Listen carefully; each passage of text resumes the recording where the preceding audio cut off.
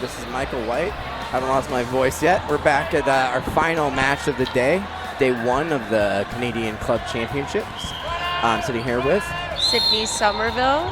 We're watching Vibes versus Reckless here. See, this is a pool system today, so these teams aren't exactly exhausted. I believe these teams started playing later in the day, so they haven't been here the full, 12 hours or whatever it is we've been here. I have. We're all ready to go home, but we got one more match to watch, so these are two interesting teams.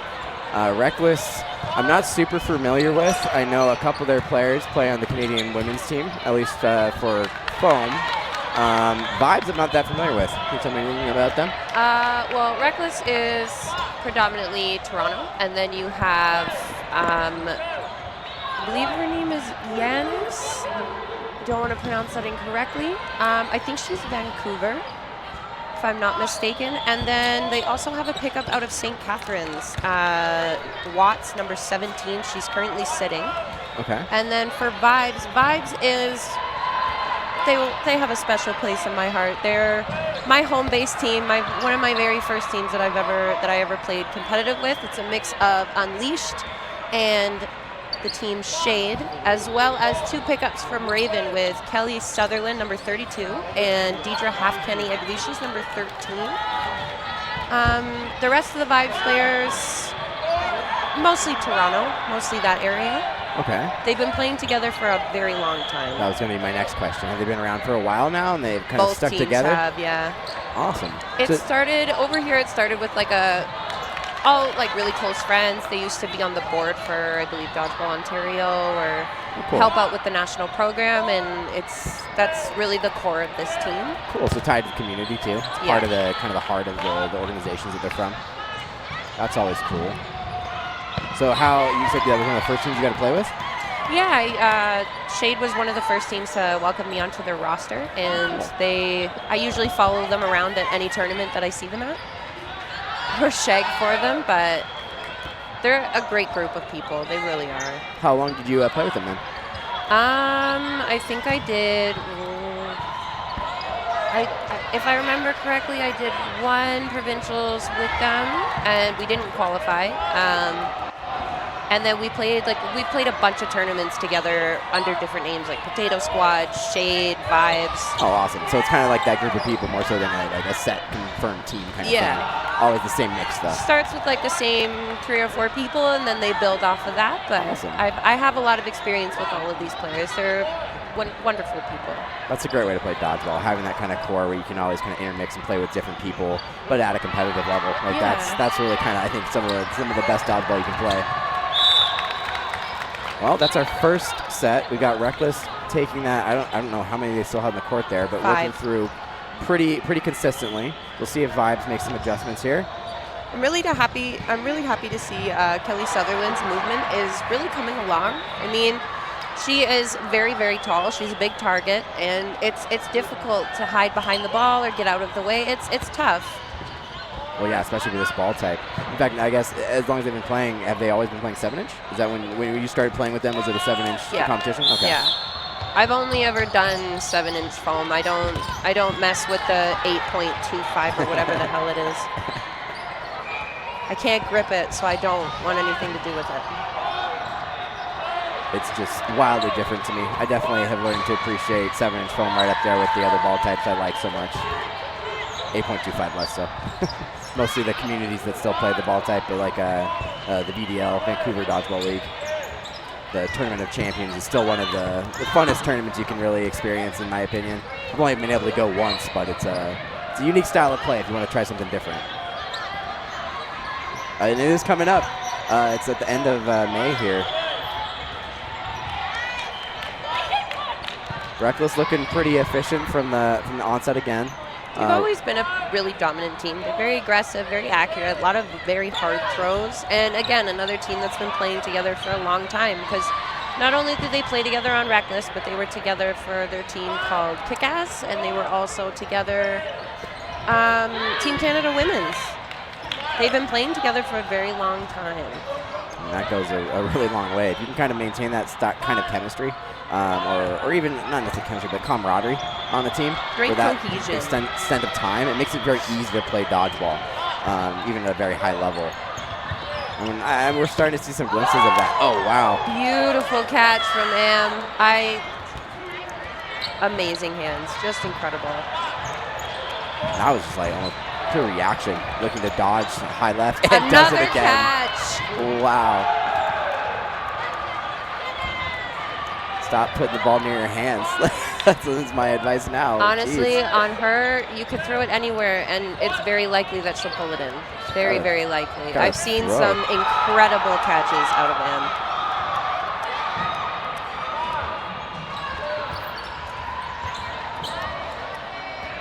Huge swing there. I mean, I'm kind of overlooking. It's late in the day, and my brain's not working as well. But wow, we're now set up to a 3-3.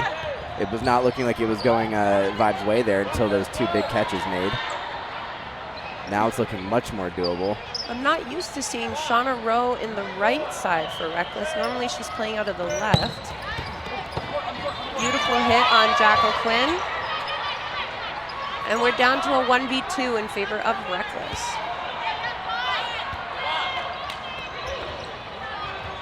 A sharp throw there. I like the hook back to the left, kind of showing the intent to throw right, but then coming back to the other target very quickly.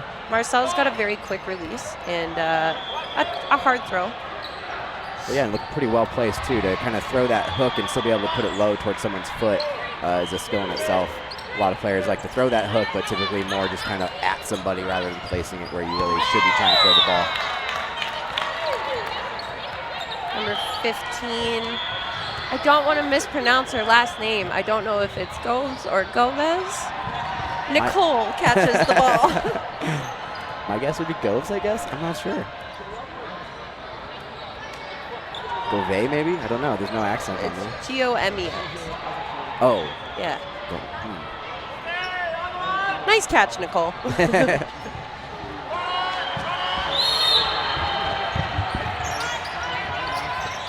Reckless aggressive on the rush. I like the mix up there, playing the feed and then faking off of that fed ball to create the opportunity for the cross from the outside right runner.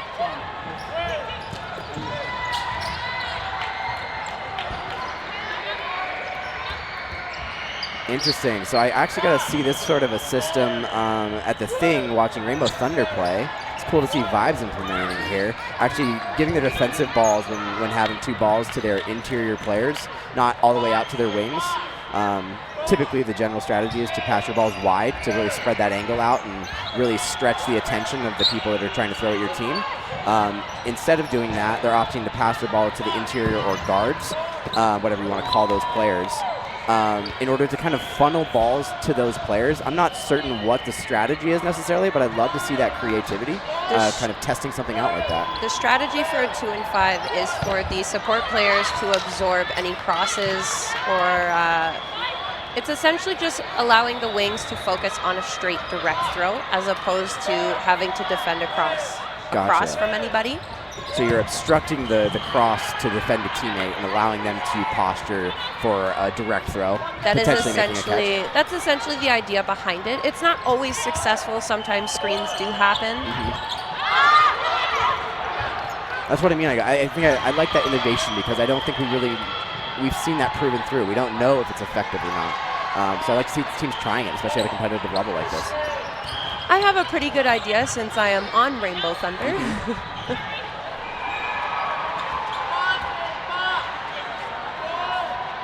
When you typically play with Rainbow Thunder, you kind of switch in and off the corners at times, right? So are you ever that corner being protected by your interior teammate? I've been in the number 1 position while we're playing a 2-5 defense, yes. Okay.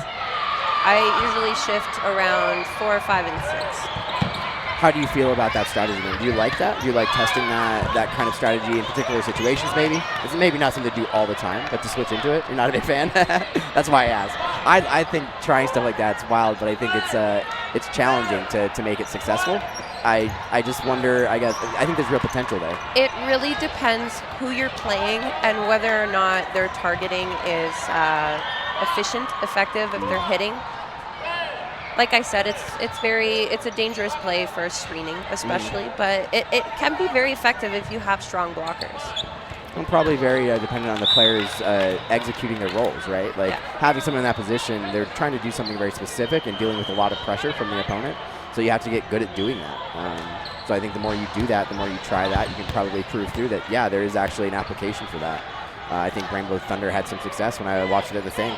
It was kind of cool to watch, especially with a variety of players. I know you guys have a couple, at least one, maybe two underhand throwers on Thunder. Yourself included, so at least two. I think me and JC. JC on the opposite corner, although she switched around a bit too. I think there's an interesting tactic of alternating between offense and defense with that style of play. 3-0 for Reckless right now. See another rush. Executing the fake again. Looks like a bounce into Lena Tran, number 4 on Vibes. So everybody survived that rush. 4 balls on Vibes right now. Looks like they opted for a cross. Unfortunately, Yam tried for a... I always struggle with her last name. B-Y-A-M? Yam? Yam? Am reached for a catch. I feel like I actually saw this one when I was looking over the bios and whatnot. Let's see here. Oh, it's not, I know it, it's the pronunciation. I don't want to demolish anybody's last name on stream.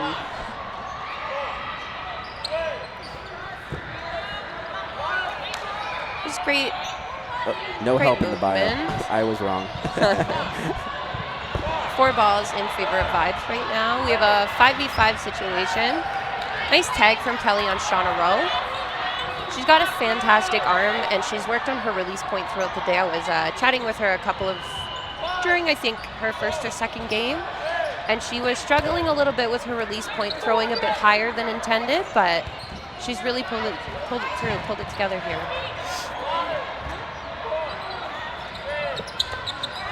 Looks like they're running a 1-5 defense right now, or 1-4 technically, since there's only 5 players.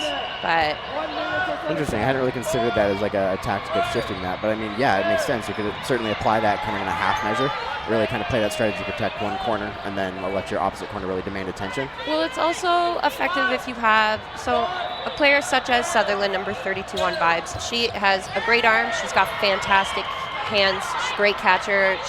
Her survivability is sort of the area where she struggles a little bit. So having a player like Tran coming up with the defensive ball, she moves very well. She's a very good blocker. She gets out of the way. She's difficult to hit. Mm-hmm. Almost like sharing your defensive ability with a teammate in a way. Yeah. It's like if I can help protect you by using my strength, then it makes us both stronger. And it also opens Kelly up to one of her biggest strengths, which would be catching. Yeah, exactly. Keeping your arms open for that, your hands open. 8, 7, 6, 5, 4, 3, 2, 1. Nice low place cross from Sutherland there. Vibes not out of this game yet. The 2-on-4 is uphill, but looks like we're going into the no block now. That may play into their favor. I mean, we still have a whole other half to play through, too. Oh, absolutely. Match is certainly not over yet. And honestly, I think Vibes is putting up a pretty good, I guess, contention to what Reckless is doing.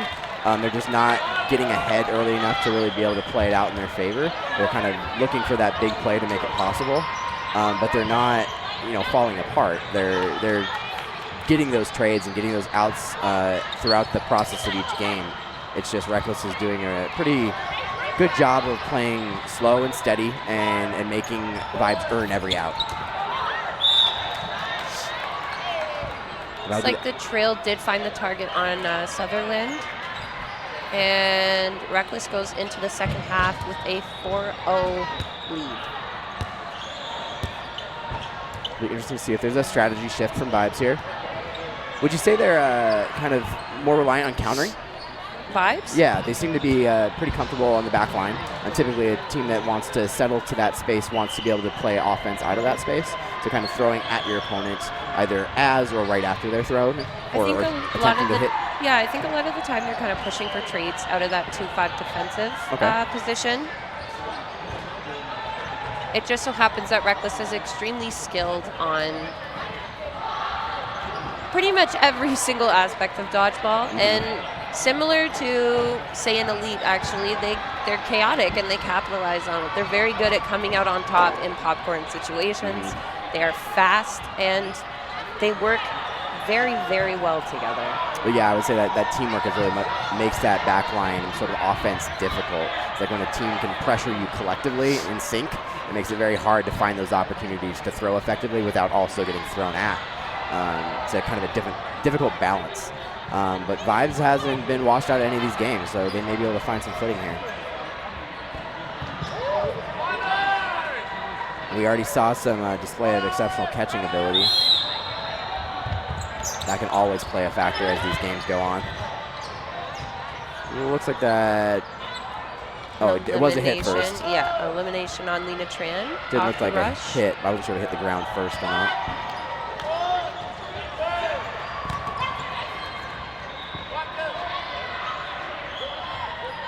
Settling back into a 3-ball defense now, but this time playing all 3 balls out of the middle. Oh. Nice cross from, is it Rowe here, number 11, on the left side, using her left arm to cross that ball towards a middle player that's trying to do a lot of work to draw attention from multiple opponents. See, this is where I'm used to seeing her, in the left corner. Looks like they took out Mora and Croft on that play, so it's 4v4 right now. Nice aggression on the back line from Vibes. Not allowing to Reckless to take that front line space and just throw it whoever they want, earning the ball for the effort.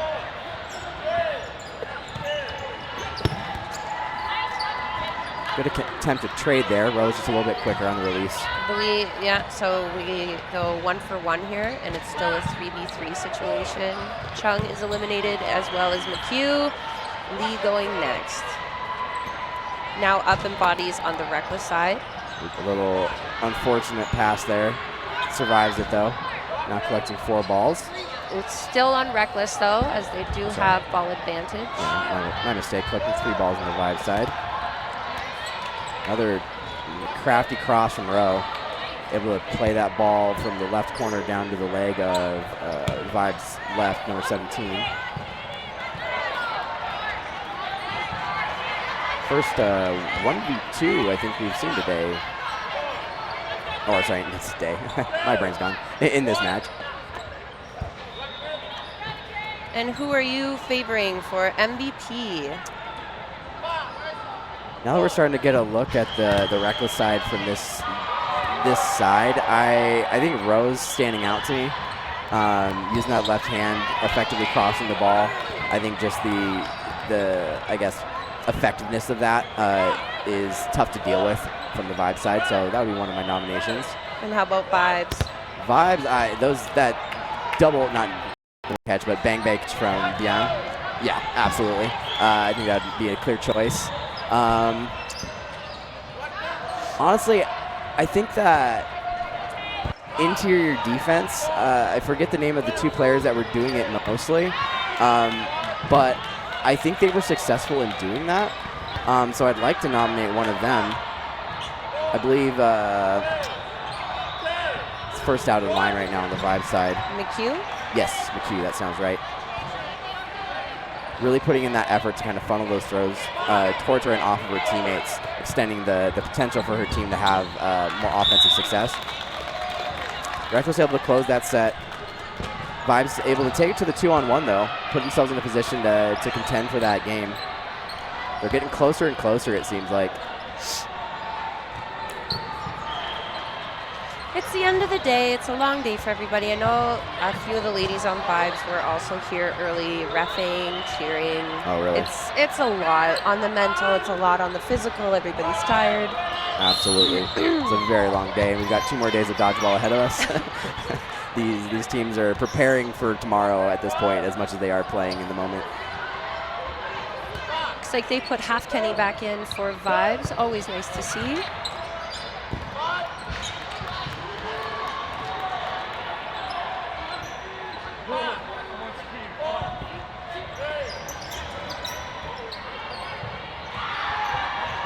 Four balls coming into Reckless.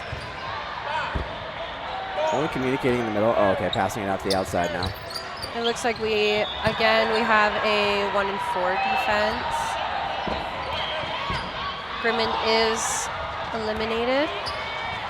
Reckless seems to have kind of honed in on the effect of kind of pressuring the middle player, whoever that may be, and then throwing that hook cross. They've been doing it from the left and the right to an effective precision.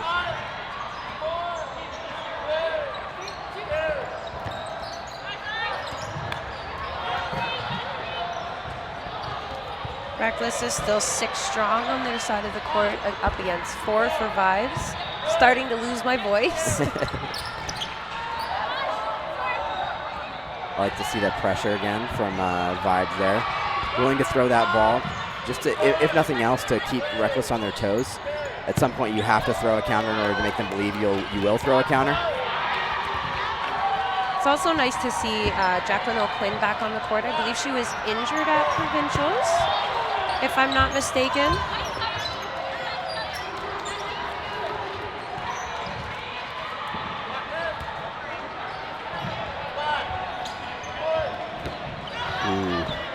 I'm going for another catch there. Well postured, got low. Almost got her hands to it.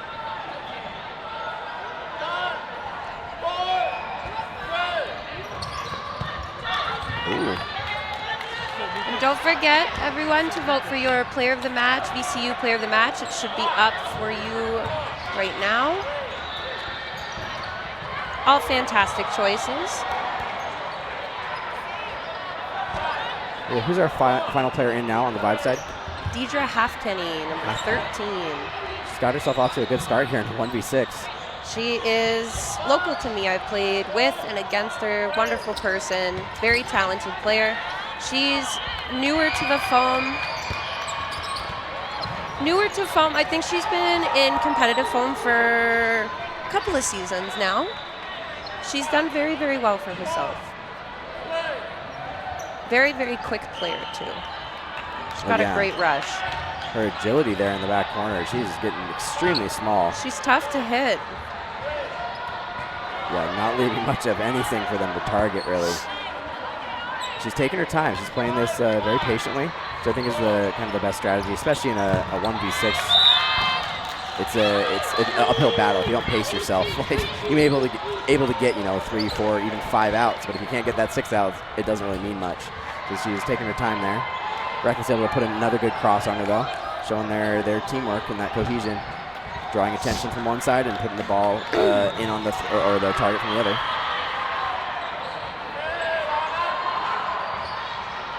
Vibes living up to their name over there, coming onto the court, still showing that they're enjoying it. 3 minutes left in this match. Another quick feed from Reckless. Looks like Vibes is able to answer. No. Took the shot, didn't get the hit. No, it looks like Vibes lost 2 players off of that rush, and Reckless is still 6 strong. Wow. I think that was a lefty underhand from Watts. It was a windmill out of number 17, Watts. I believe that's the St. Catharines pickup. I'm not familiar with her. I'm unsure if I've played against her before.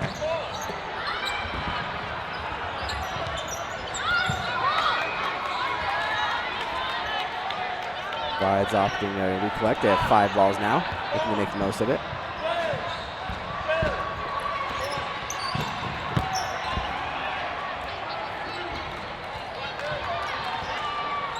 Aggressive pressure there from Reckless out of the right corner. It's kind of a wise response if you have the advantage, especially. Go ahead and commit that one player to the 5 balls coming at you. Kind of funnel those throws your way and let your team kind of sweep and collect and get back to a control on the court. It's a specialty from Kenley Croft. Very quick, hard arm, cannon of an arm. Very accurate. She's another one that's very tough to hit as well. Oh yeah, and she's able to survive that situation. It's one thing to force the balls to come your way. It's another to do it and survive. We have 1:45 left on the clock, and we're currently looking at a 7-0 game. Vibes talking on the back line. Looks like they got a little game plan going. Maybe gonna let it rip. They've been close through many of these games. They could absolutely take one. Looks like they're putting their game face on a little bit.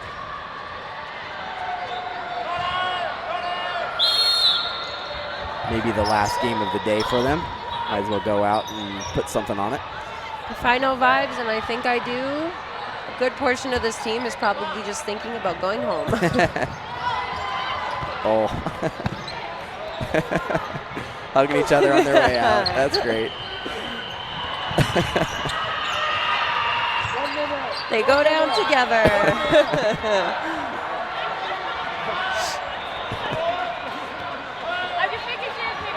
Retrievers duking it out on the sideline over here. 2 balls for Vibes. And it looks like they did eliminate one of the Reckless players. We're looking at a 5v3 situation here. Reckless giving Vibes 4 balls to work with. 30 seconds. 30 seconds.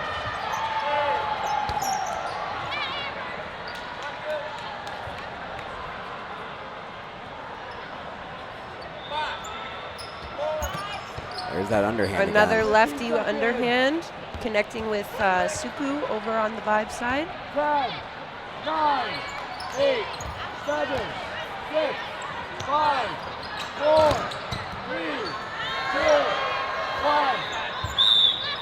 All right, that's time expiring, so we're going into our final no block. Vibes with 2 players left, 3 balls in hand, going up against 4 on the Reckless side. We have Megan McHugh and Bing Lee for Vibes, and Amber Watts, Shauna Rowe, Yanis Chung, and Christine Del Rosario, who has just been eliminated by Bing. Vibes just taking their shots, earning one out. Why Now- not? Now living and dying by the catch. Oh, get a tense. Still living on the right side.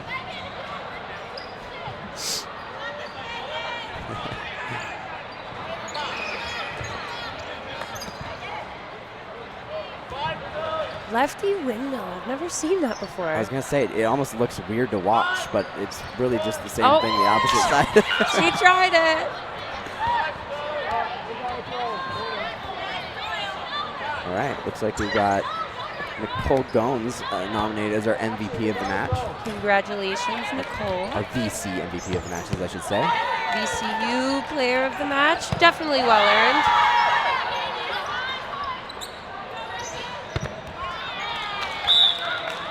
And that is an 8-0 victory for Reckless. And that is the final match of the day. We all get to go home and get some sleep and come back prepared for tomorrow and another day following that. See at this- everybody at 8:30 in the morning. Yeah, exactly. We're not starting late tomorrow, so we got to go get some sleep.